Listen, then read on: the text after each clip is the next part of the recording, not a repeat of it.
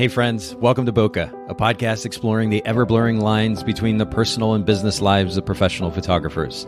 This is your host, Nathan Holritz, and I'm happy that you can join me today in connecting with photographers and entrepreneurs as we discuss photography, business, and, oh yeah, that sometimes messy thing that we call life.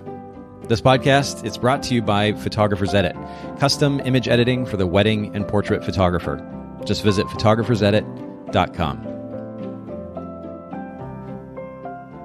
All right, Bokeh Podcast listeners, thank you so much for joining us for yet another episode. And I'm here with a new friend of mine, Teshorn Jackson. Teshorn, thank you so much for making time for the Bokeh Podcast this week. Oh, thank you for having me. I appreciate it. No, it's truly a privilege. And we're going to get into a topic today that is an interesting one. You know, believe it or not, despite the fact that I own an editing company, we don't really talk about outsourcing, the idea of outsourcing a whole lot. The last thing that I want is for our Bokeh Podcast listeners to feel like they're just coming to a commercial every time they listen to the podcast. And so we don't talk about it a whole lot, but this was actually a topic you suggested to me. And so I'm really curious to get your take on the topic of outsourcing. We're going to get to that here in just a little bit. But I actually have a totally random question to ask you off the bat. I didn't even put this in the outline that I shared with you. But on your website, there is a tagline that says Fearless Dallas Photographer. And I'm curious what you mean by fearless. What's the thought process behind that? It's one of those things where on wedding day for me, there's nothing I won't try. I like it. Yeah, I always believe if you want to try it out. Whether or not it works, you won't know till you try it. So you have to attack it in a fearless manner. I like that. And there's something about being willing to try different things that adds an element of adventure to business and to life for that matter. You know, you especially in this day and age in our culture, there is this kind of ultra focus on safety, which on one hand I can understand. But on another, I don't know, there's something about not necessarily putting ourselves in danger per se, but about doing something that pushes us outside of our comfort zone that I think enables us to feel a sense of life in a way that others who just want to stay inside a tiny little box can't feel. And I think this is applicable to photography as well. One of the things that we can do as photographers is to push ourselves outside our comfort zone and do things that maybe we didn't plan on doing or doesn't necessarily follow our job description. But that is an opportunity to feel a little bit more alive and more specifically as an artist. And so I like that. And I just caught that tagline actually just before we started talking today. And so I figured I'd ask you about that. I appreciate you sharing. Something that we normally start the podcast with is something that we call our technique for time. And very simply, this is a tip, a technique, a workflow idea maybe that you're implementing in your day-to-day or week-to-week life as a photography business owner that saves you time, that gives you a little bit more freedom for yourself. What comes to mind there? Well, I'll tell you this. In all transparency, I suck at time management. And I was honest with myself last week, and I told myself this week I'm going to make major changes. Yeah. I was up at 5:30 this morning. I have on my phone, I have the iPhone, so I have the reminders app. Yeah. And I schedule out everything that needs to get done today. And I was up. And I started my day at 6:46, I believe, this morning. Okay. So when I got done with one thing, I check it off because I really have to get better with my time management. So for me, I'm currently using the Reminders app on the iPhone. Okay. To schedule out what's important, what has to get done in no particular order per se. And we've talked about something here, a topic on the podcast numerous times at this point, task and project management in one form or another. And while that idea of coming up with a system for managing all the tasks and projects associated with your day-to-day life and your business is a good idea, and it can certainly be helpful. At the end of the day, it can also be potentially distracting or even overwhelming or limiting because some photographers who are maybe more so the artist type, they say, the last thing that I am is organized and structured and discipline, and the idea of implementing a multi-step task and project management system, that's ridiculous. I would never do that. But I like the simplicity of the notion that or the idea that you're describing, which is just pull that app that's already available on your phone, write down a few things that you should focus on for that day and focus on just those things. And then take them one at a time, finish the first thing, cross that off, go to the next thing, check that off, go to the next thing. And that very simple focus would probably make a drastic difference in many of our listeners' lives if they were just willing to implement that simple process, that simple workflow. Oh yeah, man. I've already culled a session I did last night. I've designed a wedding album already. I've previewed a video. I've done some editing. I met minor ones, for my Instagram. Yeah. I'm like, had I not had my schedule, I would have done any of those things today. Yeah. I can tell you that. Well, it's a difference between a reactive and proactive mode or mentality, right? So our tendency, and I'm certainly guilty of it, is to react to whatever is incoming, whatever seems most interesting at the moment, whatever notification popped up on our phone or email popped into our inbox. For those of you who leave your email open all day, it's easy to just simply react to whatever might be happening around us. And that distracts from focusing on the individual tasks that would actually help us move our business forward. And so, I mean, you've given a wonderful example of how focusing on just a few things, one at a time, enables you to be able to get things done very quickly and efficiently. And I think that's brilliant. So I appreciate you sharing that with us, and good luck as you continue to implement this in your workflow as well. Speaking of your free time, talk to us a little bit about when you do have some free time, how do you like to spend that? I'm an audiobook junkie. Yeah. And I found when I'm doing my work, it's hard to listen to an audiobook and be really focused. So I'd rather spend my spare time either listening to an audiobook or playing with my little kid. I have a 1-year-old. He just turned 1 this past Friday. That's awesome. So that's my spare time, and usually eats up most of my time. So. Yeah. Oh, I can imagine. My kids, I've mentioned this on the podcast before, but they're 16 and 13. And so it's a different dynamic, a different lifestyle when you have older kids. There are elements of having younger kids that I miss. There's a certain, it sounds a little bit cliche maybe, but innocence that you see in a young child, in the way that they observe the world, the way that they engage with you. And all I can say is don't take that for granted, because that's something that, that your children are going to develop and grow and change, and the way that they engage with you is going to change over time. And I think that we have the opportunity to kind of maintain some of that innocence and that wonderful connection that we have with our kids, even as they age and become teenagers and so forth. But don't take that for granted. It's a beautiful, beautiful thing. And I love that you're prioritizing that time with your child. I think that's wonderful. You mentioned audiobooks, though. What is one of the most impactful books that you've listened to as of late? I've always go back to my 4-Hour Workweek. That has always been one of the best books I've ever listened to. Yeah. But this past week, I've been going back to The Richest Man in Babylon. Interesting. Okay, who's that by? What's his name? I can never remember his name, but it's a great book. Back in 2011, That's when I got a hold of it. And ever so often I go back to the audiobook. And I feel like I need to get more structure, especially with my finances. I always go back to that audiobook. Interesting. Okay, so focus on finances. And you said it's called The Richest Man in Babylon? Richest Man in Babylon. Okay. And we'll make sure to find that and link to that in the show notes. And by the way, for those of you listening in, make sure you check out the show notes. It's just Bokeh Podcast, Bokeh podcast.com. And Haley, again, does just a wonderful job of putting all this information together that we discuss in these podcast episodes. So if you just go to bokehpodcast.com, you can check out that information, the links from today's episode as well. What's something totally random that most people might not know about you, Teshorn? Most random, let's see. I'm great at a few things. Okay. I'm great in the kitchen. I can cook very well. Nice. What's your favorite thing to cook? Anything fish related, red snapper or salmon. I only cook 2 fish. Nice. Okay. I actually made bass this past weekend. My father-in-law went fishing and brought home some bass, and I made some bass over the weekend. Beautiful. Okay, so you're a great cook. What's something else? I have a love of music. I can DJ very well. Really? Okay. I'm very good at mixing music on my turntables. Now, is this something that you've done professionally, or is it more of just a hobby?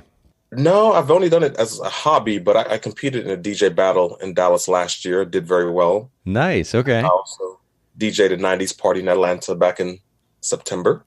Oh, that sounds fun. Okay. Yeah. In Atlanta, that'd be the place to do it too. That's awesome. I grew up playing music, so I love the piano and love the drums. I learned the drums older. I have a bass guitar and acoustic guitar that I still like to play every now and then. Not that good at it though, but turntables, I'm good at that. Okay. And you said the piano. I love to play the piano. I'm not that great at it, but I grew up playing the piano. It was a big part of my kind of musical background, and I ended up playing clarinet actually all the way up into college. But do you still get to play piano? Is that something that you will do occasionally just to relax? Just every now and then. My parents have a piano at the house, so I'll go on it and just tinker, but yeah. Same here. Actually, I don't actually own a piano. I have a keyboard that I can plug into my computer, but my parents have a baby grand piano at their house, and so every once in a while to have the opportunity to go to their place and just sit and play is a wonderful thing. I love to play the piano. Let's kind of switch gears though a little bit, and let's talk about your photography business. And we mentioned it at the very beginning, but I'm curious to hear a little bit of your backstory, the backstory of Teshorn Jackson photography, how you got into photography, and how long you've been in business thus far. Let's see. I have an architecture degree, so I worked as an architect for 10 years. And I also have a civil design degree. So I was working in the civil design part of the company. Okay. And that's around 2000 till 2007. And the economy was slowing down. I was back in school to get my architecture degree. And I realized the economy was tanking and things were slow at our office. And I said, hey, I need to find either I switch departments or I get laid off. Yeah. And I can't get laid off because I'm still in school. I need to pay my tuition. Yeah. I found the architecture department in Fort Worth.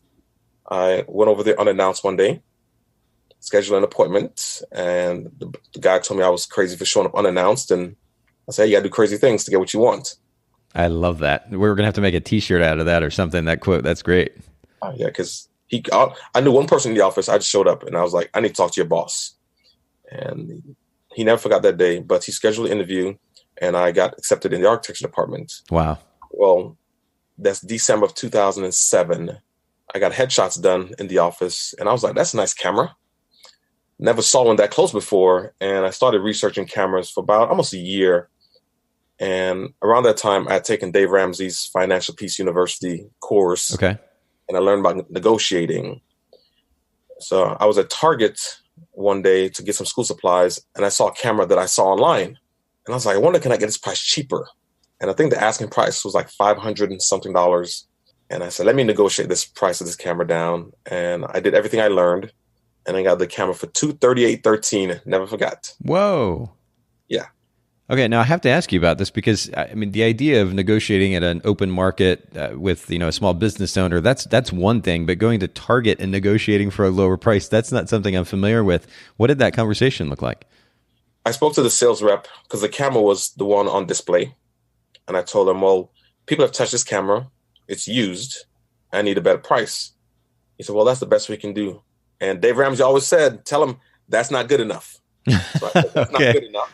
All right. Let me talk to your manager. And then the manager came out. I told him, I need this camera, and I don't want to pay the price it's asking for it because people have touched this camera every day in the store. Yeah. Okay, it's not brand new in the box, so I need a better price.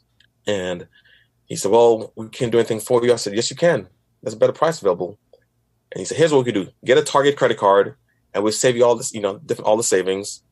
And I said, I don't want a credit card. I don't care for credit cards. He said, well, if you get it, we'll get this price down for you. I got the credit card. I got approved. I paid for the camera, went to customer service, paid off the credit card. They were like, why are you paying it off? I said, I don't need a credit card. I'm here just to save the money. Yeah. And I got the camera in October of 2008. Okay. And I was like, what do I do with this camera now? I did nothing with it. I took a picture of a flower, took a selfie in the mirror, the staple photograph you take. Of course. And I didn't know what to do with the camera. It was on automatic. I didn't know it was on automatic because I had no clue about cameras. So around November, December, I started taking pictures of myself, my wife. And while on the campus, University of Texas in Arlington, there was a group of fraternities saying they needed a photographer. And I said, I'm a photographer. And I happened to have a picture of my wife in my backpack. And they're like, you are? I said, here's a picture I've taken. And they said, well, I like this picture. And I said, what do you need? They need some pictures for promotional pageant they're doing in January. They need headshots of all the girls. And they asked them how much I charge, and I asked them how many girls you need. They told me it's 10. So I gave them a price, and they thought the price was ridiculous. Okay. I told them, you can either hire a professional or you can hire an amateur, your choice. So they said, we'll hire you. We scheduled the shoot on a Sunday afternoon around noon in December. And again, I knew nothing about photography. I shot it, crazy shadows, and they loved the pictures. That's awesome. And this is your first gig, and they're loving the pictures already. Did you just have a natural eye for it? Had you studied a lot prior to shooting that? No, I knew nothing. In fact, I shot on automatic because that's where the camera came on. I had no clue. Interesting. All right, so this is your first gig, and where did it go from there? You had this first experience, and they were happy with the images. Did that just encourage you to go out and find another one? Not really, but they told me they needed images for the pageant, which is January. Okay. And I was like, okay. And I gave them a price for that, and they thought it was expensive. I'm like, again, you like the promotional work, you like the real work now. So around January, I decided to buy a better, air quotes, better lens. Yeah. It was a Tamron, like I think 18 to something else. Like it was one of the zoom lens they had, and it's still 3.5 to f.6 zoom in, aperture closes. I didn't know that at the time because I don't know anything. And the pageant was in an auditorium, low light, and I bought a sun pack flash from Walmart. Nice. Light didn't do much, and there was a girl tap dancing, and I'm using a Canon Rebel XT. Yeah. With a Tamron zoom lens. Nice. Very slow one. And I remember she was tap dancing. I couldn't keep up. But the images came out blurry, like a blurry red streak. Okay. And I submitted the photos, and they asked about that blurry picture. And I said, that's an artistic image you've never seen before. And they said, yeah, we never saw that kind before. That's cool. Yeah. And they hired me to do every pageant for the next, 2-3 years. No way. That's awesome. Yeah. When all else fails, if the picture doesn't turn out good, just call it art. That's hilarious. Okay. So now 2008 is when you got the camera. When was that first gig? Was it shortly thereafter? That was that December. That December. Okay. So this has been almost 8 years ago. No, I'm sorry, 10 years ago. So around 2009 to like 2012, I was just playing around, shooting some portraits and just having fun. I'm working in my career path. So photography was just a little fun thing on the side. Sure, Didn't take it serious. But once I was laid off in January of 2011, I took a long break from photography because I was working on a book and another business model. I was, some partners of mine. And end of 2012, I told myself, maybe I should look back at photography and take it serious. Really go, all hands on deck kind of thing. Yeah. So 2013, I told myself, I'm going to go ahead to register a new business and be legit and learn about wedding photography.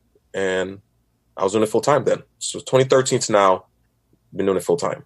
Wow. Okay. Now, but you've piqued my curiosity because you mentioned the book. Did you ever publish this book? Yeah. It got published the fall of 2011. Okay. And can I ask what the book is about?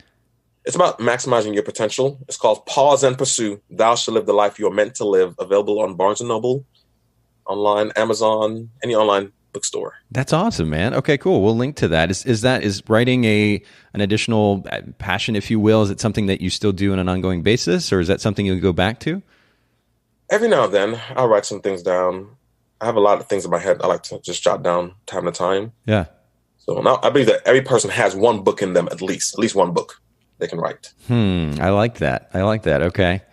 This may be a whole separate podcast episode in and of itself, because I'd be curious to kind of explore that idea. I'm sure there may be a few of our listeners out there who do have that book. Maybe it's even in front of mine. They've been curious about what it means to actually write a book. Maybe we can get into that sometime. But certainly we'll link to that book in the show notes as well, so our listeners can go take a look. You are shooting weddings, it looks like, primarily at this point. I'm on your website right now. And by the way, for those of you listening, you're going to go to Teshorn, Teshorn Jackson, just like it sounds, .com. And you can check out Teshorn's work. And Teshorn, go ahead and share, if you will, your Instagram page as well. And we'll make sure to link to this in the show notes as well. Is it Teshorn Jackson? The same thing as your website. That's perfect. So Teshorn Jackson. And again, we'll link to that in the show notes as well. But Teshorn, wedding photographers, there are a lot of them out there. How do you set your business apart, your business model, your brand apart from other wedding photographers in your market? What is your photography business's brand position? I cater to, mid to higher end. Okay. Not exclusive high end, because I don't really care for that market. But for me, it's all about the service. Okay. There's a question on my contact form about, are you a drinker? White wine, red wines. I like to make sure that they know they're not coming to just any random photographer.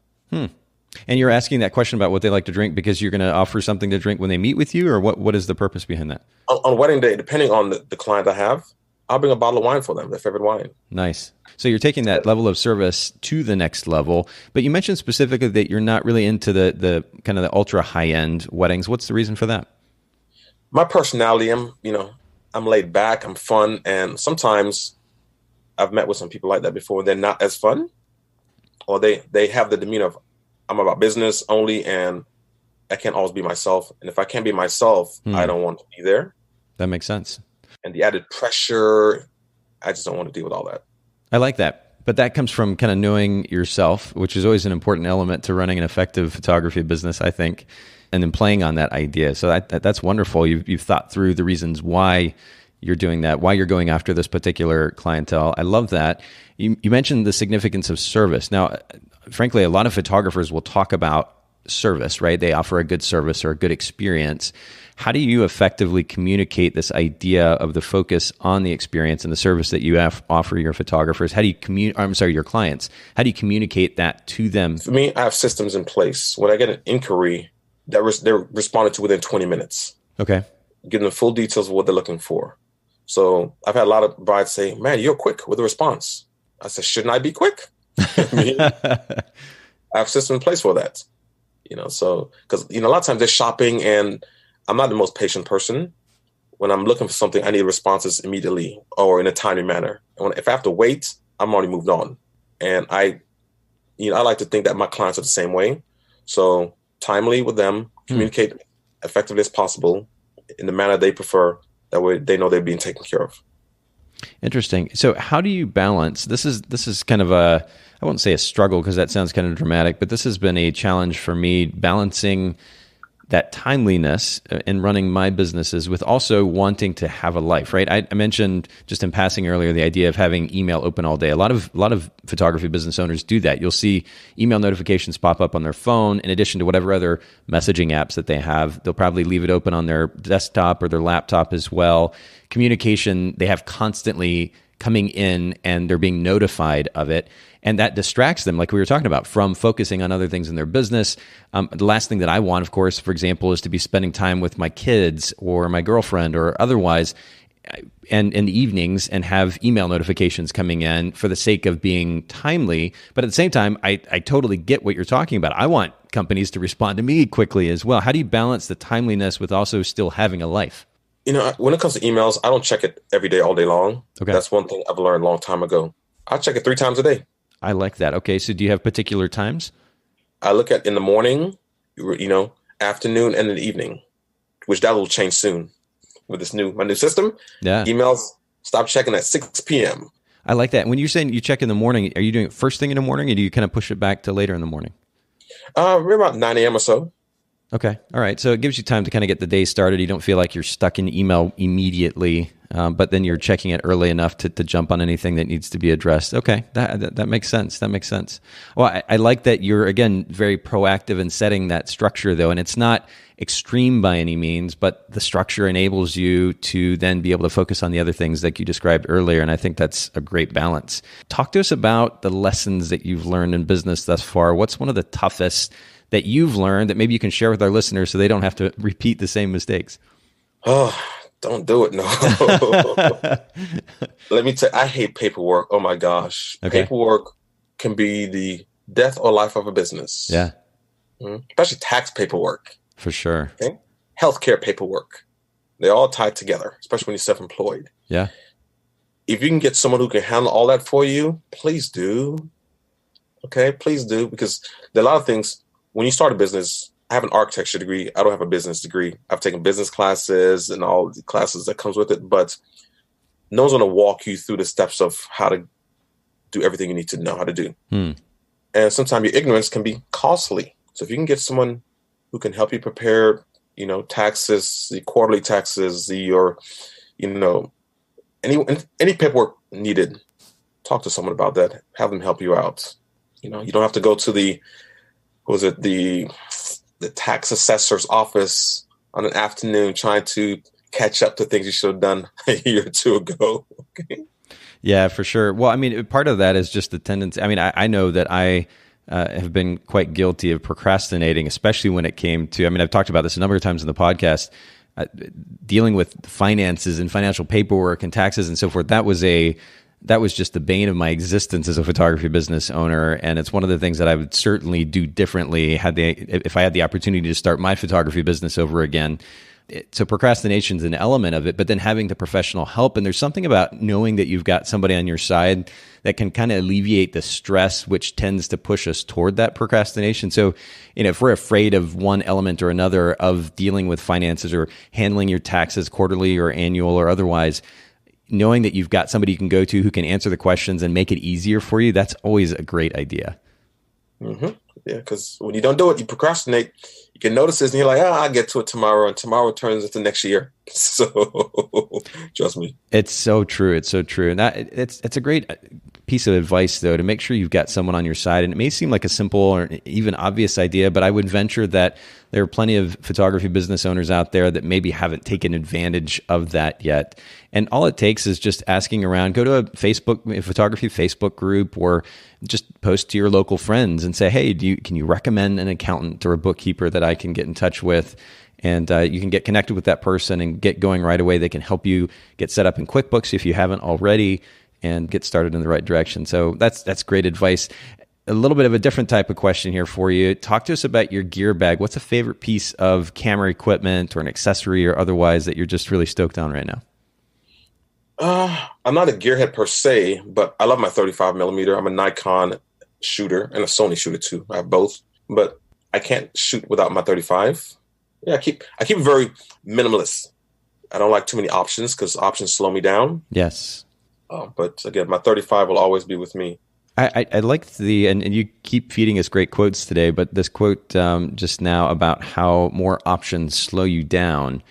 This is something that we've addressed before in the podcast, but it's good that we continue to go back to it, because there is this idea that, options, and again, I'm guilty of this too. It's fun to buy the latest equipment or gear. And for me, this isn't just about photography or podcasting or otherwise.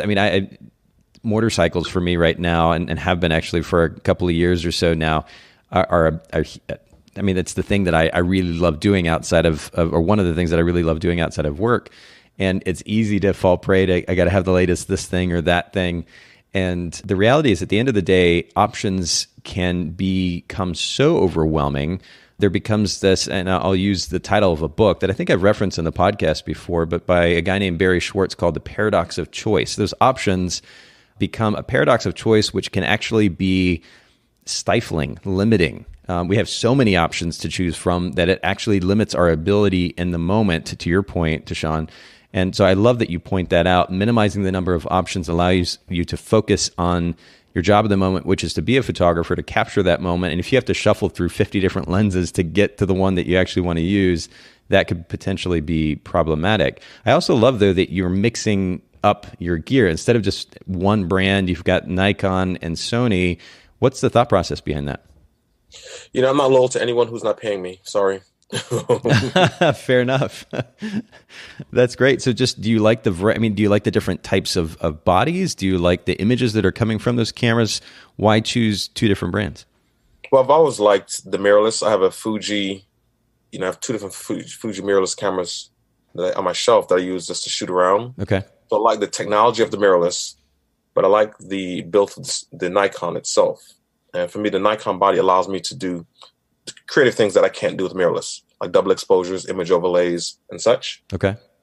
So for me, DSLRs has its purpose, as well as mirrorless. Again, mirrorless technology is pretty amazing. The focus is superior on the Sony. So with the Sony, I don't really think about missing moments anymore. But with the Nikon, it's become more more structure for me.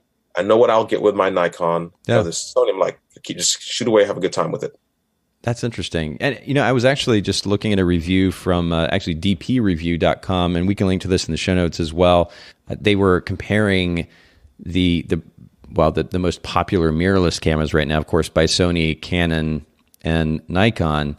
And they ranked Sony, and of course, this is DP Review, and there may be other opinions out there, but they ranked Sony still as the number one in focusing, and that active autofocus, more specifically tracking, being the ability to be able to track eyes. It's fascinating to me where this technology has gone, and ultimately how accurate and how predictable it is. It's amazing. The focus on it, yeah, it's real good. That's incredible. Okay. But again, I'm not being paid by Sony yet. So, well, we need to work on that. We need to work on that stuff. We'll link to that review in the show notes in case those of you are listening and are curious to kind of check out the comparison between the three cameras. But Sony is still really doing incredible things out there with their technology. Let's go a different direction in the conversation. I mentioned the topic of outsourcing at the beginning, and I want to go there. Leading up to our conversation, you made the following statement.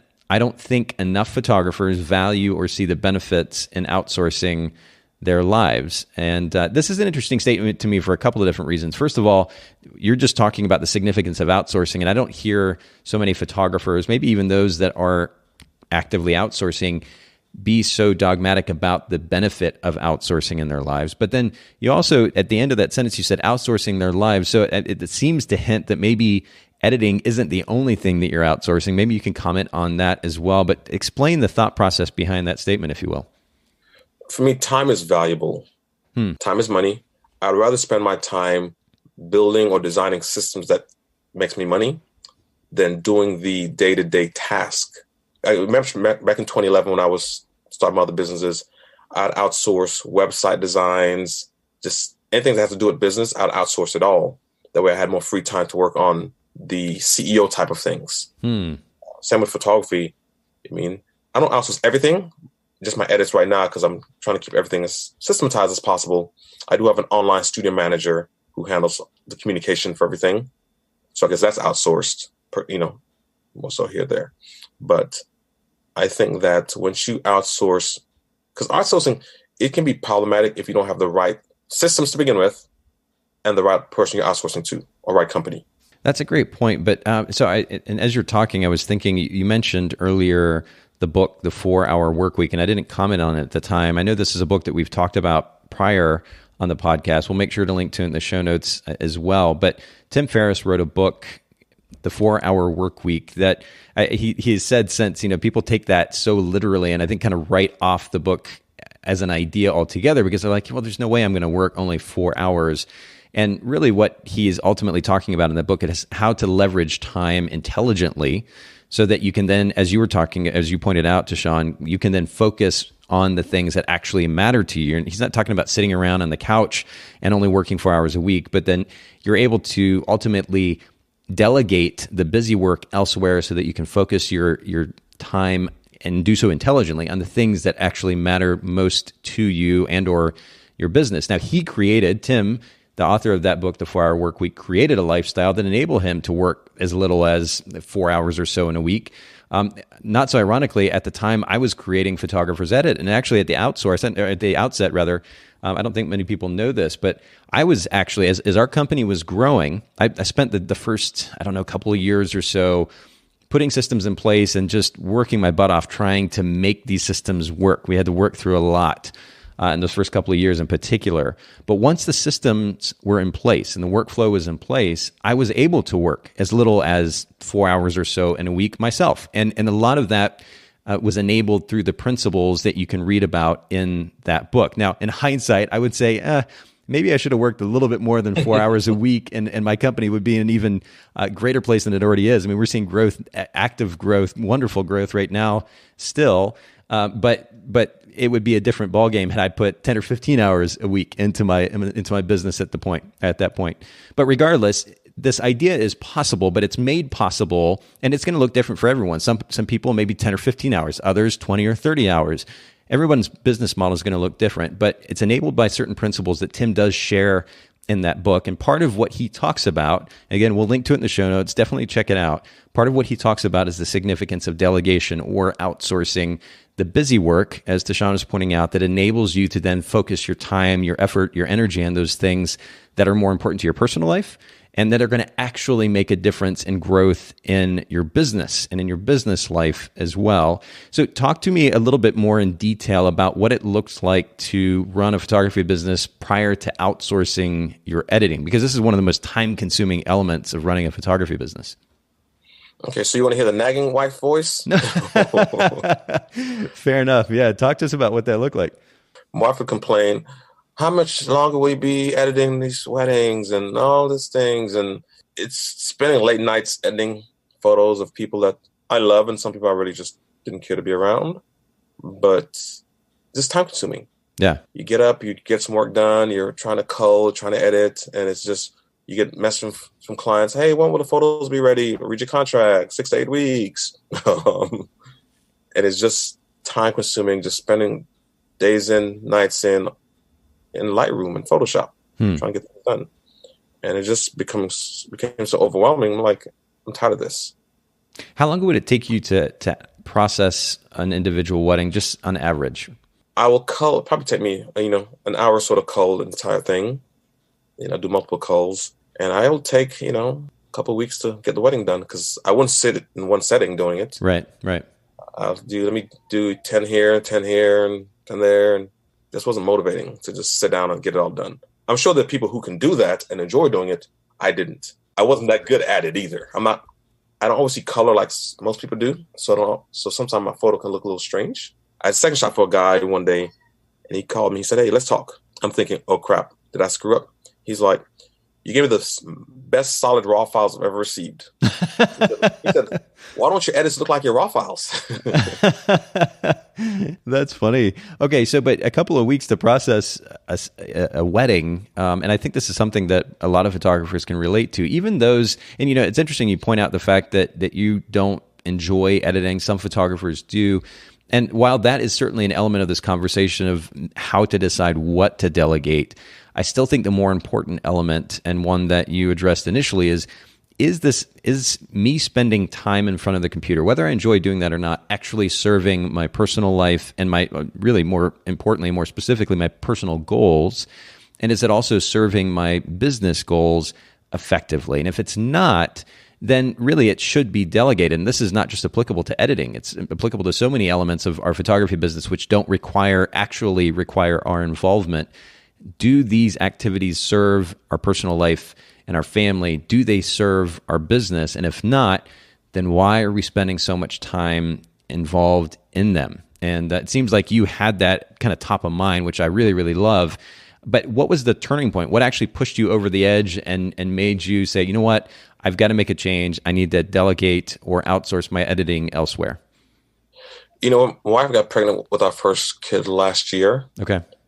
And I was like, okay, things has got to change. Yeah. Because with the kid coming, I can't spend time in Lightroom every night or every afternoon or every morning. Mm-hmm. Things has to change. And I've tried outsourcing prior to that. It's like hit and miss, most of misses. And I'm like, it's not working out. Let me just do it myself. But when he was born, I was like, okay, I can't do this anymore. I need to spend every minute with my child. Since I both work from home, I want to see my kid. I want to see everything he's going through.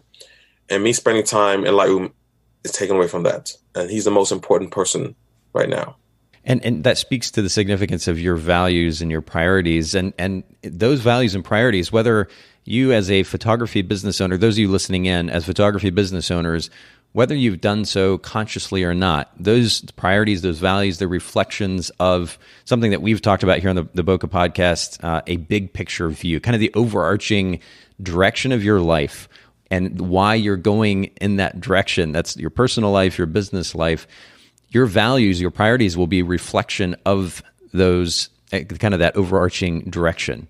And I love, Teshorn, that your choice to delegate editing was a reflection of your values and the priority to spend time with your family, more specifically, your baby. And so here we are. You've made this change. You decide to start outsourcing your editing. You said you had tried outsourcing prior, not good experiences.